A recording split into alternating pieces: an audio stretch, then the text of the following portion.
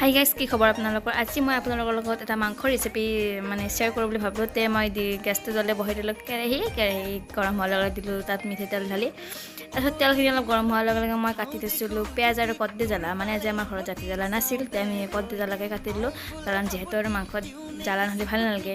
তাৰপিছত মই ধুনীয়াকৈ এনেকৈ পেষ্টখিনি ৰংটো চেঞ্জ হোৱালৈকে ভাজিলোঁ। তাৰপিছত মই মাংসখিনি ধুনীয়াকৈ গৰম পানী দি ধুই ইয়াতে দি দিলোঁ। এইটো কিহৰ মাংস আপোনালোক সকলোৱে ধৰিবই পাৰিছে চাগে। এইটো প্ৰায় চবৰে প্ৰিয় গাহৰি মাংস, আৰু মই এতিয়া গাহৰি মাংসখিনি ধুনীয়াকৈ অলপমান ভাজি ল'লোঁ।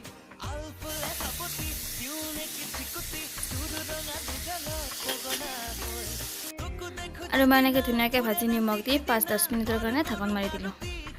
আৰু এইফালে মাংসখিনি হোৱাক লাগি মই আদা নহৰু খুন্দনাত একদম মেচিনত খুন্দাৰ দৰে খুন্দি ল'লোঁ পূৰা।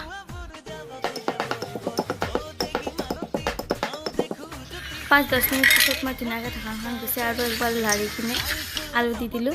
আলু দি কিনে মাংসখিনি আৰু একবাৰ মিহল কৰি কিনে আৰু 5-10 মিনিটৰ কাৰণে ঢাকন মাৰি।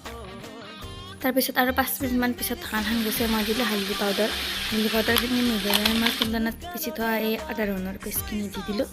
সেইখিনি ধুনীয়াকৈ দি কিনে মই আৰু একবাৰ বঢ়িয়াকৈ লাৰি চাৰি দিলোঁ অলপ টাইম ভাজি কিনে। পিছত আৰু মই বটি থৈছিলোঁ জিৰাখিনিও মই অলপ পানী এনেকৈ দিলোঁ, দি কিনে অলপ টাইম এনেকৈ ভাজি আছোঁ। বেছি মছলা পাতি দিয়া নাই দিয়ক, কাৰণ বেছি মছলা খোৱাটো ভালো নহয় স্বাস্থ্যৰ কাৰণে। যিটো নৰ্মেল মছলা হয় আমাৰ আদা ৰহুন সেইখিনি দিছোঁ আৰু জিৰা দিছোঁ ধুনীয়াকৈ। তো হৈ গ'ল মোৰ চিম্পল ষ্টাইলত গাহৰি ভাজা ৰেডি। এফাকে মায়ে বনাই থৈছিল দালি আৰু ভাজি।